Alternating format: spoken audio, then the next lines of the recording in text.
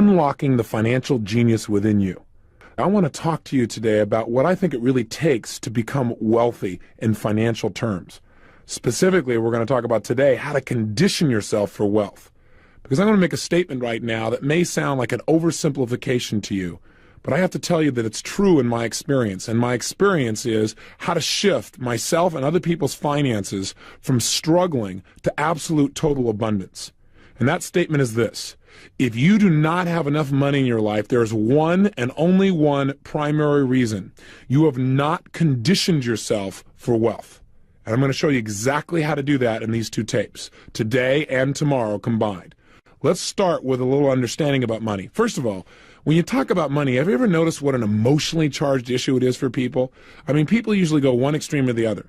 Either it's like real positive for them and they get real excited, or they say, yeah, I want to be able to make some money. I want to make things happen in that area. Or you see the direct opposite extreme, where people literally have contempt for it, as if it was something evil or suspect, something that you should avoid at almost all costs.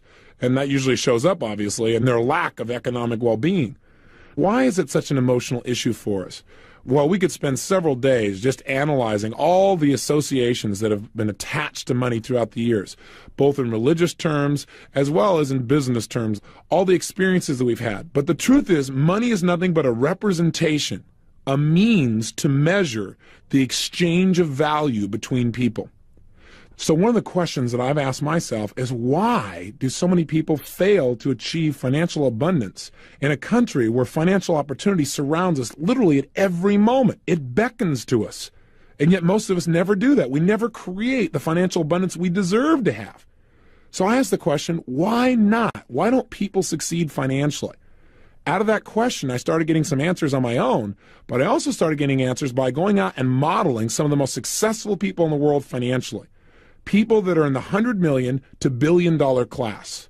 I figured, hey, if I'm going to get some answers, these people can tell me. And I looked for people specifically in that area who have made it financially on their own. People have started with little or nothing, ideally. And by the way, there are many more than you realize. We live in a country where people can generate net worths of $100 to $500 million, starting with a little idea for a computer in their garage. Or where somebody can go to IBM as a young kid and become a billionaire by his mid-30s, in the example of Bill Gates. So there are lots of role models of unbelievable possibility. And you may say, well, that's not my goal. I can appreciate that. But these people certainly know how to create and build wealth, and more importantly, maintain it. You know, years ago, there was a book written called Think and Grow Rich, and I'm sure you've heard of it. You've probably read it as well. It's one of those very first books that I read when I first started reading personal development material. And you know, the book was based on the research done back in the early 1900s, when Andrew Carnegie asked Napoleon Hill to actually make a study of what it takes to build wealth. And my own work in this area could be called Think and Grow Rich Today, because that is, in today's society, with today's distinctions and today's technology, what is today's approach to building wealth? What really makes the difference financially today? And what I found is there are certain distinctions that have not changed, because the building of wealth is fundamental. And so a big part of my research has been, what is the mindset of wealth? What does it allow certain people to not only expect it, but find a way? What I've found is that most people, even when they learn how to do things, if you don't handle what we're going to do in these next two sessions, they usually sabotage it. Because most people have what I call wealth wounds. In fact, I'm working on a chapter for a book called Wealth Wounds, the 7 reasons why most people never make it financially, and how to heal those wounds. And what I want to give you is a small preview here of at least some of those basic fundamentals right here in this program, so that you can begin to use those right away. So the obvious question is, what is the number one reason why most people fail financially? And the answer is so simple that it eludes most of us. It's because we associate negative things to having excess money. In fact, the word excess by itself for most people is a negative. So I wonder why we don't ever have it. The very thing I talked to you about here earlier in this program, the thing that runs our whole life, is 2 things. What are they? Anything we associate pain to, we're going to avoid, especially if it's major pain. And anything we associate pleasure to, we're going to move towards. Now, you may again say, well, Tony, what are you talking about? Of course I associate pleasure to making money. Because if I had money, then I could really have more time to be with my family. I wouldn't have to work at certain things. Or if I had money, I could give certain things that are really important to me. Or I could support a specific charity I believe in. Or, you know what, I could travel.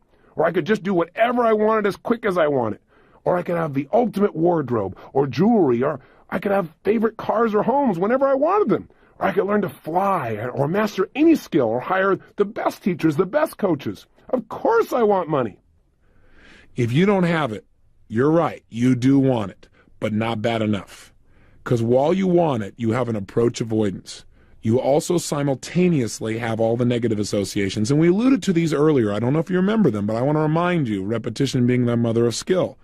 What are some of the negative associations that people sometimes link in their subconscious mind to money that keep them from literally attracting it? Or they start to attract it, and then their brain gets scared and says, oh my God, this might lead to pain, and then sabotages it.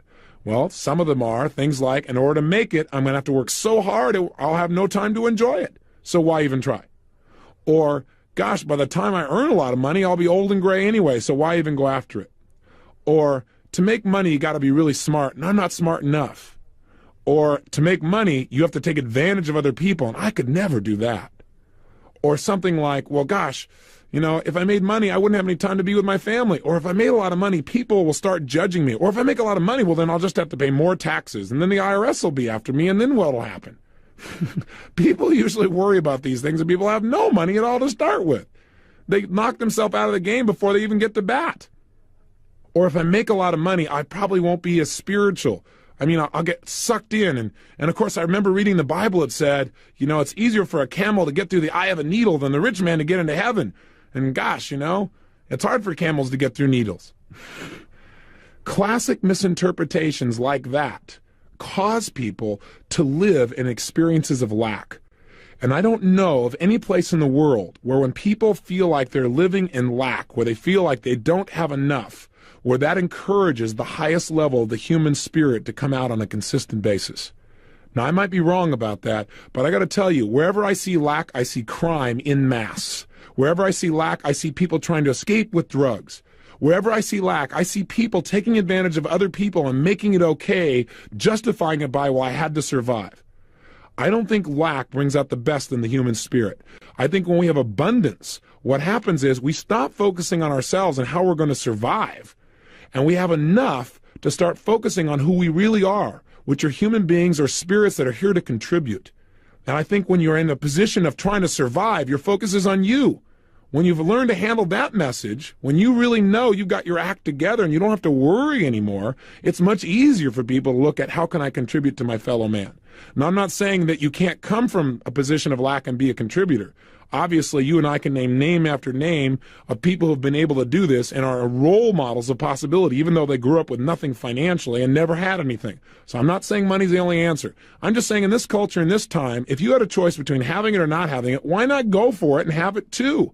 Why not use your money as a powerful tool for positive influence in the people's lives you care about as well as your own, and enjoy having it? Get off the guilt trips that have stopped you in the past. It is that sense of guilt that if you have more money than somebody else, or what if you made more money than your father?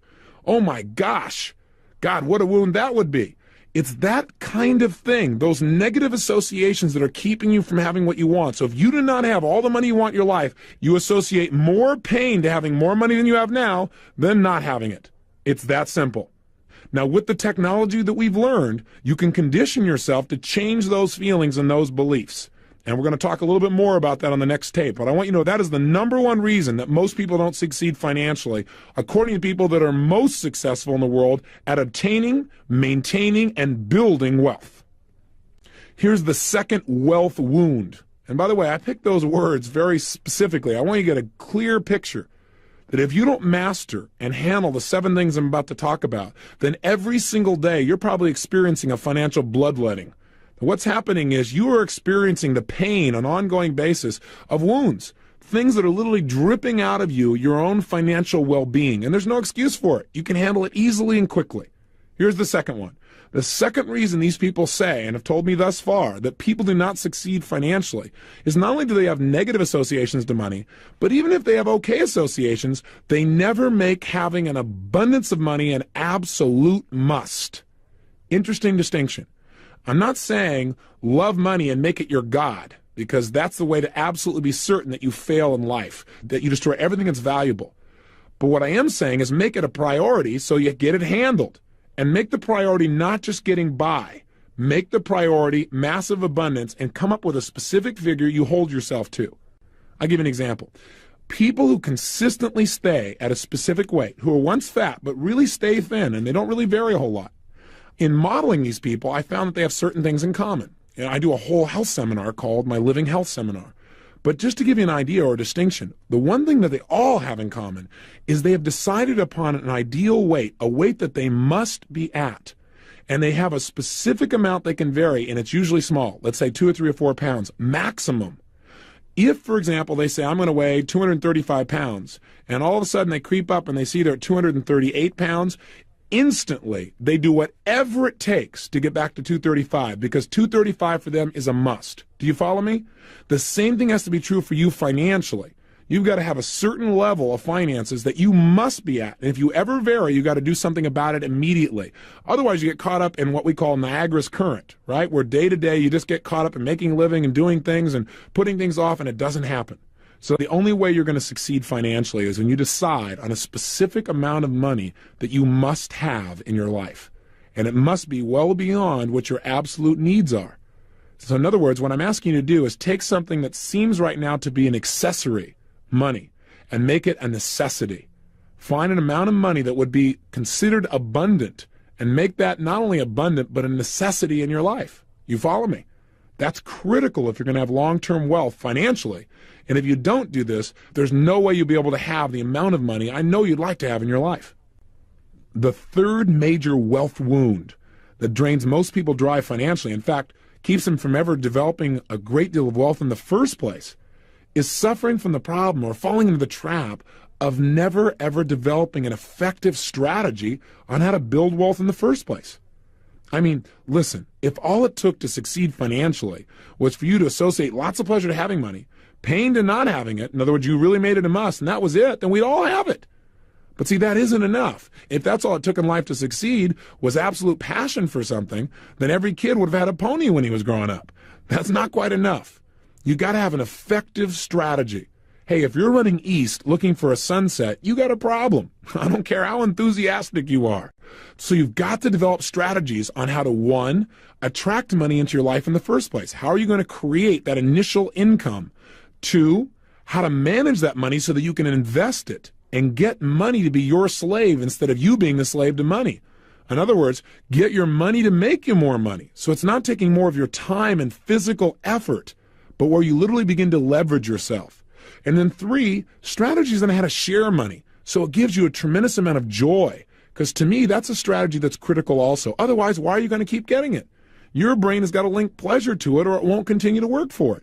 And if you can learn to share it with people, I've found that, yes, giving yourself things is fabulous and you should do that. But if you can also share that, it'll give you even more joy. It'll give you all those pleasurable feelings you've really wanted. Those are 3 strategies that are critical. So how do we go about mastering these strategies? Where do we come up with this? I mean, we weren't taught this in school, that's for sure. No one said, hey, take Wealth Building 101. So how do we go about it? And the answer is simple. We use modeling. You remember one of the things I talked to you about earlier that has helped me to be effective in various areas of my life is been getting role models, finding people that are effective and finding out exactly what they do. That's all you have to do in this area as well. You need to find people that are successful financially and find out exactly what they do on an ongoing basis that creates that success. In other words, they aren't just lucky. In order to get this result, they're doing certain things on a daily basis, and it's a lot simpler than you can imagine. Hey, I turned my entire life around financially in less than 12 months. I was the guy in that 400 square foot bachelor apartment. 12 months later, I had $1 million net worth. That's not a small turnaround. I moved from my little 400 square foot bachelor apartment to my castle. All of that came from modeling successful people financially. So there are lots of strategies. In the short few minutes that we have here, I can't obviously cover all those strategies with you in this tape. That is a study within itself. But I will tell you this. If you're interested in developing absolutely effective plans on how to start from literally zero or a small amount of investment and build significant wealth, financial abundance in your life, that's specifically what a good portion of my life has been focused on, and I've interviewed and developed the strategies and modeled the strategies of some of the most successful people in the country, and I know how to put it across simply. So if you want to know about that, please do call us, because we do seminars on that specifically. And you don't have to come to our seminars. There are other people's too. There are other books. Or you don't even have to go to any seminars. You can go and meet these people directly and model them yourself. You can find people in your own neighborhood, people around you who've done extremely well, and find out exactly what they're doing that makes it work. Become like an investigator, become like a hunter, and your prey is now wealth. And what you're going to do is stalk it. You're going to study its habits. You're going to notice where it goes. Really follow this prey. And then don't kill it. Make it your pet. Take it home. Make it your friend. Take good care of this pet, and this pet will take really good care of you. Gosh, if you can make earning money and developing wealth fun, you can't believe what will happen in your life. It doesn't become your whole focus, but it becomes a part of what creates joy for you in life. And while you're doing it, by the way, you're adding value to other people's lives. Because the only way you can possibly make money is to create an exchange of energy and value for other human beings. That's the only way it can be done. And by the way, once you've really studied and you have developed a plan to develop wealth, the only thing you're going to need in addition is a good vehicle. And again, part of your plan should be how to get that vehicle, how to develop something for you so that you're earning money even while you're sleeping. How would you feel then? Instead of feeling like every day there are things you had to do just to keep up, just to support your family, just to have a certain level of lifestyle. So developing not only a plan, but the right vehicle is very, very important. And again, that's things that we teach and things you can learn on your own by modeling other people. But that is wealth wound number 3, failure to get an effective strategy for consistent wealth building. Here's wealth wound number 4. This one's pretty simple. Failure to consistently follow your plan once it gets set up. See, there are people who actually have developed a good plan. They've got some good role models. They worked really hard. They've studied finances, but they don't get themselves every single day to follow through. Like, for example, I'm sure you've heard about all the different kinds of programs where people teach people how to get rich overnight. And you know what? Some of them really would work. A lot of them don't, obviously. A lot of them are scams. But some of them really do work. The problem is people don't work them. They go to a seminar and they learn how they're supposedly going to build something financially, but they never follow through. It's mind-boggling. But the problem is they don't have what we're teaching you, which is how to get yourself to follow through, how to condition yourself so you consistently take those small steps that create huge financial abundance. I mean, one of the simplest examples that I can give you is one you probably already know about, but the question is, have you followed through on it? And that is the whole principle of compound interest. You're familiar with it, aren't you? Gosh, if you're not, you need to introduce yourself to the principle. What it basically says is this: if you take a certain amount of money and you set it aside, and all you do is allow that money to continue to bring you interest, in other words, you lend it to a financial institution or make a simple investment, a very secure investment, and you get a return of, let's say, 10% or 16%. Now, by the way, when I say that to some people, they say, oh, you couldn't get a secure investment at 16%. They simply don't know the strategies. There are people whose net worths are over $100 to $500 million who will tell you that anyone, even with a very small amount of money, can earn over 20% annually on their money in a very secured way. In fact, that's part of the strategies that we teach in our money seminars. But the point is, let's just say you took a small amount of money. Let's say, for example, $325 a day, $100 a month. And all you did was invest that and got 16% return on your money. And all you did was do that every single month. In other words, every day you followed your plan. You put a little $3.25 away, $100 a month, and you invested it at 16%. What does that mean if you don't take that money out and you really stick to your plan? Answer: after 5 years, what you have is $8,000. After 10 years, you have got $21,000, just at $100 a month. After 15, over $41,000. After 20 years, you got $75,000. And after 25, you've got over $125,000 by investing $100 a month. Now, maybe that's not going to make you wealthy within 25 years, but we're talking about a simple little thing you could do every day that would be absolutely painless. Hey, let's say you decided to be a real big spender. You said, I'm going to be a major investor. I'm going to put a big $6.50 away a day. That's right. I'm going to cut down on a few Pepsis. I'm going to cut down on a few boxes of cigarettes, whatever it is that you'd spend that on, and I'm going to actually put that away and invest it each month. That's a whole $200 a month in investments. Again, at 16%, check this out. After 5 years, at only $200 a month, $6.50 a day, you've got almost $19,000. After 10 years, without touching it, simply $6.50 a day, investing it the way we would teach you to, real simply, you'd have over $60,000. After 15 years, $150,000. After 20 years, over $350,000. After 25 years, you have just under $1 million just by putting aside $6.50 a day. See, the biggest reason most people don't make money is not because they can't figure out how to do it, but because they don't follow through. They don't do those simple little daily things that can make them successful. And again, this is not the only way to be wealthy. This is just a nest egg. This is not learning all kinds of active strategies. This is not learning all the ways you can build wealth through additional income. This is just taking the small amount of resources that any human being can virtually get their hands on, and you can develop it. That is a major wound, not following your plan. Obviously, what we teach you is how to be able to get yourself to follow through in anything, especially a financial plan. Here's wealth wound number 5, relying on experts. You go, what do you mean, Tony? I mean, who else can I rely on? Take a wild guess. Yourself.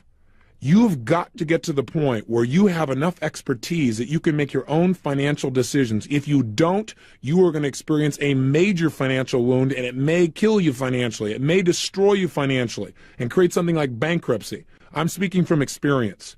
I was in a position where I thought, I don't want to have to deal with this money stuff. I don't care about money. I just want to go out and help people and do my thing. Yeah, well, I got a company and stuff, but let somebody else handle all that. Well, I let them handle it all right. And I woke up a few years later, $758,000 in debt. I mean, try that on for size. When you've been working and doing 270 seminars in a year, every day giving 100%, caring about people and not paying attention. And I got good advice from good people. But the bottom line is they gave me advice that wasn't effective. You've got to know. I'll tell you another area you better become an expert in, and that's taxes. Because the tax laws are changing so often, and even the experts who are supposed to be able to tell you exactly what to do can't agree. So either you give up and hope everything's going to work out well. The IRS won't buy that. If there's a problem, they're going to come see you, not your accountant. So if your name's on the line, you better know what's going on there. Otherwise, you could get yourself in big trouble. And if you know what's going on, you can pay the appropriate amount of tax and not more than the appropriate amount of taxes that are out there as well. Hey, listen, you want to know how important taxes are? 1/3 of all the wealth you're going to earn in your lifetime goes to the government in taxes. 1/3. Best you learn to manage that effectively and not overpay. That's not being intelligent. That's not being patriotic. Listen, if you want to help your community, take that money and invest it directly in a charity or something you really care about directly. Don't overpay simply because you don't know what the rules are. Just remember, you're going to spend more money on taxes than you'll spend on your children's college education or virtually any other investment you're going to make in your life. So it makes sense to understand this area. Again, I'm not saying just go out and only be a self-study and don't get any input and don't get any advice. I'm saying bear in mind that the decisions that you make financially are your decisions. You will pay the price or you will reap the rewards. So best you understand them. Wealth wound number 6, financial complacency. Hey, if you want to make sure that you absolutely fail in life, the quickest and easiest way is to begin to rest on your laurels. That is to get so comfortable that you stop paying attention. You stop doing the things that are necessary that create success. It happens with your physical body where you start to take it for granted. You don't exercise anymore and whammo, you pay the price. It happens in relationships. You go, well, the person knows I love them, and you stop expressing it, and all of a sudden the relationship begins to deteriorate. There is a law of life that we must never forget if we want lifelong success, and that is whatever you fail to use, you lose. Remember the Bible story of the talents? Remember the great merchant? One day he knew he was going to go on a trip and be gone for quite some time, and he wanted to make sure that his money, his talents, which was a measure of silver in those days, was going to be invested effectively, that in fact he would prosper even while he was gone. A very wealthy and bright man. he decided to entrust his talents into his 3 servants. And he brought the first servant in and he explained that he'd be leaving. And then he said, I'm going to give you 5 talents. Please take care of them while I'm gone. The second servant he brought in, he said, I'm going to give you 2 of my talents. I'll be leaving. Please take good care of them. And I'll be checking in with you when I come back to see how you've done. And again, he did the same thing with a third servant, giving him only 1 talent. When he finally returned, he called each of the servants in one by one to see how they'd done with his talents. The first servant came in and said, Sir, I took the 5 talents you gave me, and I traded them, and I used them, and I invested them, and they have multiplied. I now have for you, sir, 10 talents. And the master said, well done. That's excellent. He brought in the second servant. He said, what happened with you? The gentleman said, well, you gave me 2 talents.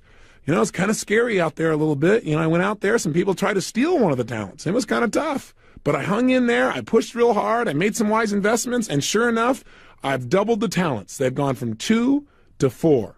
And the master said, well done, that's excellent. The third servant was called in, the man who was given 1 talent. He came in and the master asked him, what did you do with the 1 talent I gave you? He said, sir, well, you only gave me 1 talent. So I couldn't afford to take any chances, so I thought I'd protect the talent by taking it and wrapping it in a napkin, and then I buried it. That way nobody could steal it. The master turned to the servant and said, you, sir, are a wicked and slothful servant, which I guess means he was kind of upset with him. And the bottom line, he said, take that talent from this man and give it to the man who has 10. Now you might say, well, that's not very fair. Hey, nobody said life was fair. But in reality, those who do well with what they've got will be given more. And that's the first lesson to get from the story. I think the second lesson is, lots of people, when I talk to them about wealth wounds, why they don't have money and how they can turn it around, the first thing they tell me is, I don't have enough to do this. I don't have enough to invest. Listen, you don't have enough not to invest. You must find a way. Otherwise, you will never have what you want. Bearing what you have will not give you more. It will cause life to take away what little you do have. So the message is, right from the Bible itself, if you don't use what's given to you, you're going to lose it, period. You've got to make sure that once you start to succeed with your wealth, that you don't sit down on it. Because, see, if you don't actively try to build more, you're not adding more value to other people. The only way to multiply your wealth is to invest your money, which creates more opportunity, more possibility for others around you. Otherwise, what you're doing is hoarding, and it will be taken from you. Make sure you don't get so comfortable that you stop focusing. Financial wealth comes from consistent focus on how to continually create, maintain, and build your financial foundation. So we've talked about 6 very powerful wealth wounds, things that drain our capability financially and cause us to erode the foundation of unlimited financial possibility and freedom. What's the 7th one? Well, let's imagine that you've handled the first 6 and you've really done well and you've built something up. And now you finally have got something here. You've really built some wealth. You've got a major foundation here. You got some freedom. And then one day something happens you never anticipated. Something happens you never thought would happen in a million years. You have what we call a minor disappointment, like losing 50% of your wealth overnight. Or like being in the stock market one October day and seeing all that you've worked for dwindle down in a matter of hours. How does this relate to wealth wound number 7? Well, number 7 is what kills most people even after they begin to really succeed. It's the final kicker that if you can master this wound, if you can patch this wound up and heal it, you can remove all the scars from your financial body and actually get to experience what it feels like to move in the world we call wealth, abundance, an unlimited sense of possibility in your ability to create opportunity for yourself and the people you care about, the opportunity to have influence in your lifetime. If you can heal number 7, you get all of that. If you don't, all of a sudden everything you work for drops out. And wealth wound number 7, I'm sure you've figured out by now, is allowing financial crisis to turn into financial ruin. In other words, I don't care who you are, how bright you are, how successful you are, how hard you work at being brilliant financially, I can guarantee you one thing. You're going to have some major learning experiences. Remember earlier when we said that success is the result of good judgment, that good judgment is the result of experience, and that experience, unfortunately, is often the result of bad judgment? I can guarantee in your lifetime there are going to be places where you have bad judgment. The best financial managers have bad judgment. There are things you cannot control. If when those crises occur, no matter how bad they may seem, You allow that to become the completion of your financial picture. You say, why even try? Or here, I did all this and this is what I got rewarded. Or gosh, I can never invest again because I tried this thing one time and I lost all my money. If that happens, you have the ultimate wealth wound. In fact, you have a dagger that will murder your financial future. The bottom line, that may sound harsh, but it is real. This is the one that kills most people. They go, well, I tried this one thing one time, so gosh, I can't do that again. Or I tried this thing and I gave it all and this is what happened, so I better not do anything again. And you know what? That's called death rattle. It'll never happen. They'll never have what they want financially. You've got to be like a rubber ball and bounce back up and learn from what happened there and reinvest wherever you are. Remember the key belief system I shared with you earlier. The past does not equal the future. If you believe it does, it will control your financial future. You must get up and take another cut at the ball. Hey, Babe Ruth struck out more times than anybody in baseball history, but he also got more home runs. You got to be willing to get up there again. If you focus on the failure, you'll never have what you want. You must take financial crisis and learn to transform it into financial opportunity. Through the new distinctions you have, you'll be able to accomplish much more, but you do have to have a little thing called faith. And I know that doesn't sound like a financial term, but the bottom line is without it, you'll never make an investment in your life and you've got the ultimate wound. Every religious book on the planet talks about the power of faith. With the faith of a mustard seed, what you can do. I'm not talking about blind faith. I'm talking about learning from situations and then taking new action in a direction that makes sense. You must heal the seventh wound in order to ensure your future and create ultimate financial freedom. It's within your grasp. So what I've offered you today in this tape is a very clear look at the reasons for financial failure. What I want you to do now is to handle these things in advance. The time to handle a problem is before it ever comes up. And so what I want you to do as your exercise for today is to condition yourself for wealth. How? By understanding the 7 fundamentals that make the difference between financial success or ruin. You now know them. Let's begin to implement them. I want you to take out your success journal right now, and I want you to use these 7 distinctions to give yourself a financial checkup. See if there's any place where you're wounded, where you need to heal yourself, and quick. How do you do it? Start with number 1. Ask yourself specifically, what are some of the beliefs that I have that are probably keeping me from increasing my personal wealth, from attracting financial abundance? What are the beliefs I've got about that are probably holding me back, making me feel like, oh, God, that wouldn't be right? What are they? And identify them. Question number 2. Remember we said the reason people don't succeed, they don't make having financial abundance a must. Financial survival is a must, but not abundance. So ask yourself the question, do I have a specific amount of money that I have selected that is well beyond my bare necessities? Something that would represent massive financial abundance that I absolutely am committed to having, that I have made a must. And if not, you need to design that number and you need to get yourself to make it important enough that you will make this happen no matter what. 3, do I have an effective strategy to build my wealth and to absolutely achieve those goals and surpass them? If the answer is no, I want you to commit to do something today to find out more. Write somebody, call somebody, talk to somebody, and find out what are some initial steps you can get to master your finances. Don't put it off even one day. This is critical. 4, practice what we're talking about here. Get yourself, once you have the plan, analyze. Have you in the past gotten yourself to follow through consistently? If the answer is no, please use what you're learning here on how to get yourself to follow through, to use your personal power, and just do a little bit each day, just like we're doing here. We're taking things a little step at a time each day, but each day builds on the day before. Give yourself that benefit. Question number 5. What do you need to learn so that you can make the financial decisions in your life with good input?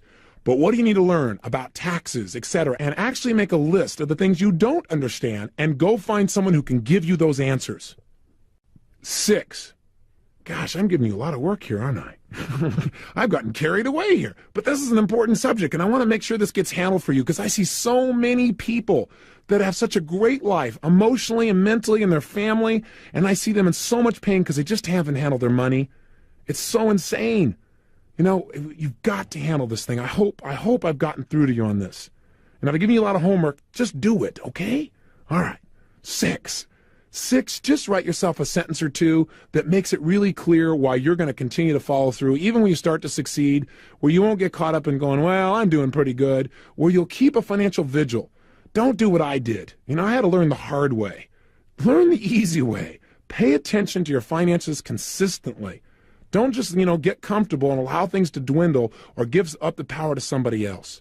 And finally, number 7, develop a belief within yourself. And when I say this as homework, I'm asking you to develop or write a belief that'll support you. But if I was going to tell you what it is for me, develop a belief within yourself that no matter whatever happens financially, that who you are personally is much bigger than anything that could ever happen to you financially, bigger than anything that could happen to our economy.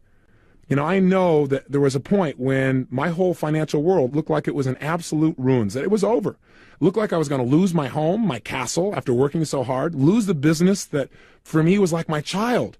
I'd given everything to. And I remember my wife and I sitting down at Christmas, right when we'd gotten some of this fabulous news that said that, everyone was telling us we'd have to go bankrupt because of this unique interlude with a partner. And I remember sitting down with her and saying, honey, I said, maybe this is a test. Maybe this is a test to see whether or not we've gotten hooked financially, where that's really what's most important. And I said, what's most important to me is our relationship. No matter what happens, we've got that. We've made this money and we could do it again. We might have to start over, but who cares? We had a lot of fun building it. We could create it again. She said, you're absolutely right. And for a few minutes, we just hugged each other. We cried a little bit, we hugged each other, and then we felt incredible. And I waited a few minutes and I thought, now that we know that, let's not go into financial ruin. Let's not prove it financially. As long as we really know that in our gut, let's turn this baby around. And we got on our horse and we did it. And I'm telling you, it was one of the most powerful experiences in our life of being able to absolutely take control of adversity and turn it around. So I offer you the same opportunity. Develop a belief in the core of your being that you are more than finances, clearly. As hard as I pushed you to really take care of this, equally hard, get clear that finances is not the game of life, but it's one of them. And the reason I stressed it strongly with enthusiasm is because I think it's the one that most people concentrate on least and creates the most amount of pain. Because getting in a relationship, most of us figure out how to deal with. Getting a chance to handle our physical body, there are a zillion books on dieting, and everybody's trying one next week. But how many people really spend the same amount of focus on their finances? We know the answer. Again, 95% of the United States at age 65 is either dead broke or dead. You don't want to be one of these people. So let's make sure that this is a brand new beginning for you. Let's make sure that today you take some new action.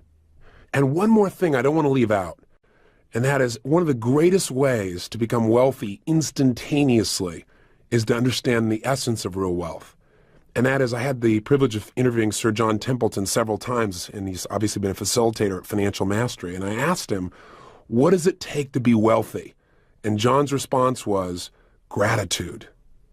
I thought, wow. He said, yes, Tony. He said, think about it. How many people you know who have an immense amount of money, but they're emotionally poor? They live in worry. They live in fear. They're angry all the time. He said, when you are grateful, it doesn't matter how much money you have. When you're grateful, you're rich. And no matter how much money you have, when you're not grateful, you're poor. I thought, how true. And so let me tell you a way that I use to keep that gratitude, because I have the unique privilege in my life now where I don't ever have to work another day of my life.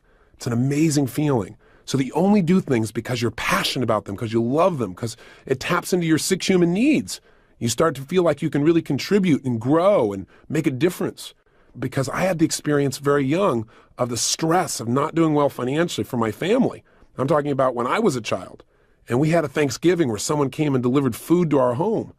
And my father was upset by it because he felt insulted, but I'll tell you what came out of it for me was unbelievable gratitude and the desire to give something back. And it's a big part of what's driven me ever since. And so one of the things I started doing when I was 18, I didn't really have any money, but I said, I want to give back. So I went out on Thanksgiving. Instead of just eating turkey, I just said what I'd do is I would go out and I would be grateful. And the way to do that for me was Thanksgiving was to give thanks, to actually give back to others. So I went and fed 3 families. Actually, I had 2 families the first Thanksgiving, and then it became 3 for several years. And I went as the delivery boy, so I wouldn't be insulting to them. And it was the most incredibly rich experience for me because it reminded me, number one, that I was capable of not just taking care of myself, but taking care of other people too. It reminded me of what the best parts of me were, and it made my life feel like it came full circle. And that's grown, as you might guess, over the years as I became more successful. I got my friends involved, and then many years ago I created the Anthony Robbins Foundation, and now we feed 125,000 people in 65 cities in the United States and Canada, and now there are programs overseas as well. So my point is, I want to invite you, no matter how tough a situation you think you're in, remember someone else is doing worse. Someone's in a tougher place. Your worst nightmare financially is someone else's greatest dream, especially if you travel to other countries in the world. So one great way to change your financial consciousness, if you would, to change this old patterns, these old associations, is go do something. Go do something in the next 3 or 4 days for someone you don't know. Go do something where you give, even if you feel like you got nothing to give. Give of your time, give of your energy, give of your money. Because when you do that, you teach your brain that there's more than enough. And that'll start to make you feel grateful. It'll make you feel like you're contributing. And that'll make as big a change as any other form of neuroassociative work you could ever go about. So really, don't just think about this. Go do it. Go do something. Either go and work just for an hour at an old folks' home, or go and talk to somebody who wants a friend, or go and commit a small amount of money, no matter how tiny you think it is, and make a difference to something you believe in. Or take your kids and go down to the shelter and just spend an hour feeding people. Do something good. And I think you'll begin to feel like, hey, I deserve to do well. And I'll tell you one other belief I have, one final one. I used to struggle so much with doing well financially, and I'd sabotage it and so forth, till one day I thought, you know what?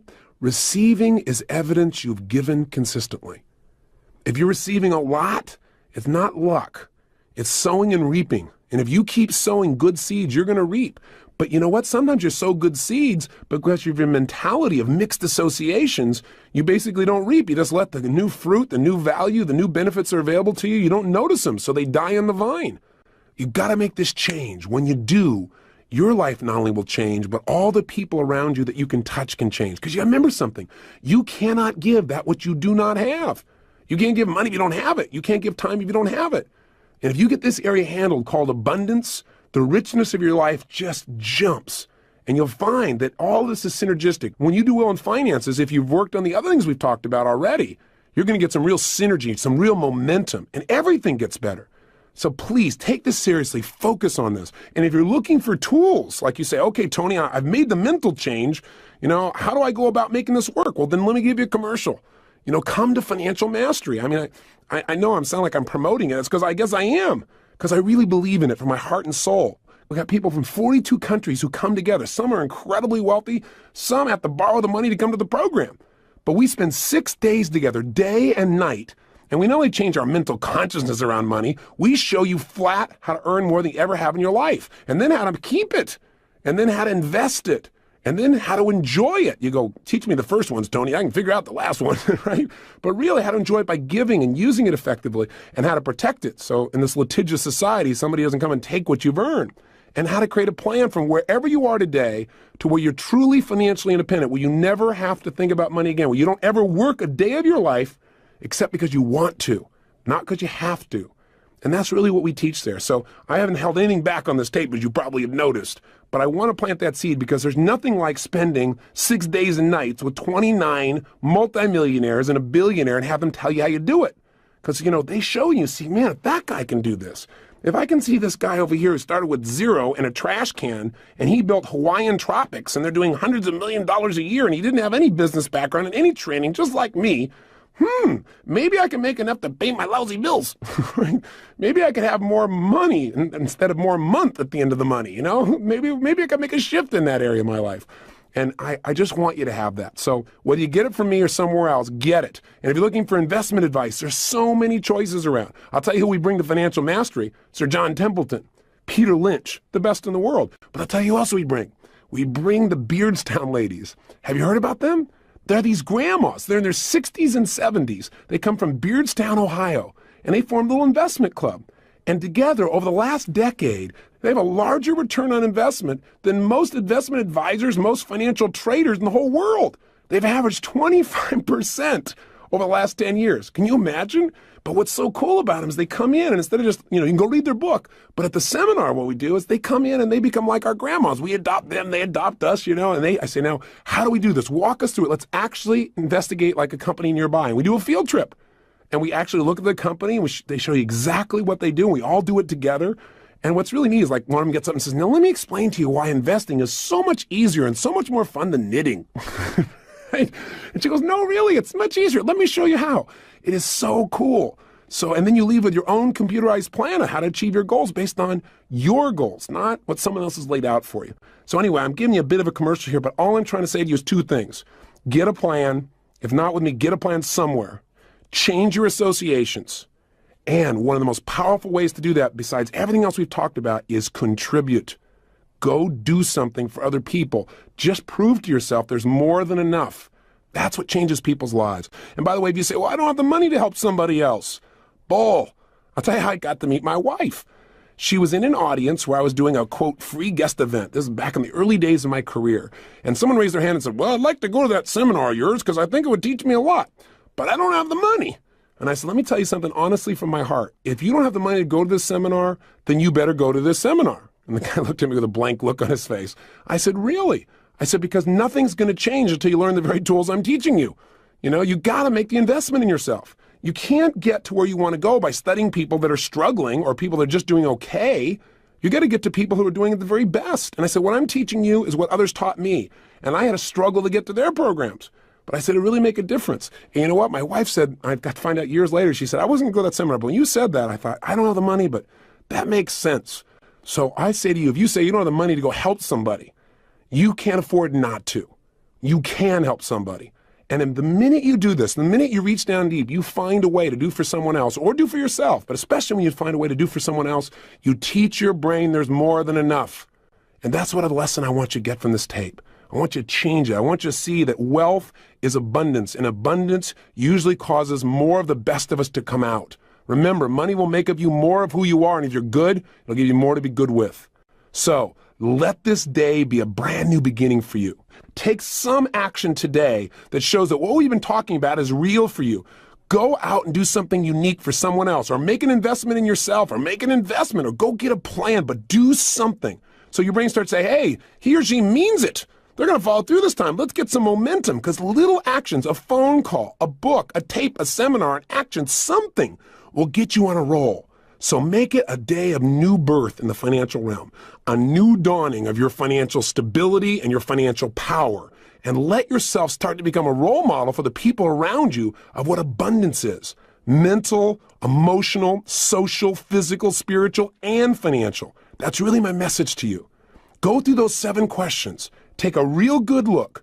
Eliminate the wounds, and let's move forward. And when you come back tomorrow, what we're going to do is we're going to deal with what I consider to be the final barrier to most people doing well financially in the long term. Because some people start to do well and then they sabotage it. So take my challenge today. Mark this day as the beginning of your ultimate financial freedom and have some fun with it. Enjoy the process. So until tomorrow, let's expand our minds. Let's attract all the money you deserve. Let's move our life to a brand new level. And most importantly, let's live with passion.